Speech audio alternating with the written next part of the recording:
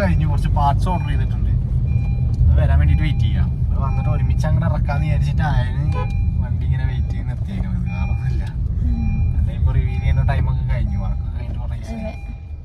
ഇനി കുറച്ച് പാർട്സ് അലവില് വരാനുണ്ട്, സീറ്റ്സ് വരാനുണ്ട്, സ്റ്റിയറിംഗ് വീല് വരാനുണ്ട്, പിന്നെ അതുപോലെ കുറച്ച് അനദർ ഐറ്റംസ്, മറ്റേ ഇന്റീരിയർ ട്രിംസ് കാര്യങ്ങള്, പിന്നെ അതുപോലെ നമ്മുടെ അടിയില് ലോവർ ആമൊക്കെ വരുന്നിടത്ത് പിന്നെ ഒരു ഡെമ്മി പീസൊക്കെ ഉണ്ട്, ആ സാധനമൊക്കെ ഓർഡർ ചെയ്തിട്ടുണ്ട് ചൈനയിൽ നിന്ന്, അത് വരാനുണ്ട്.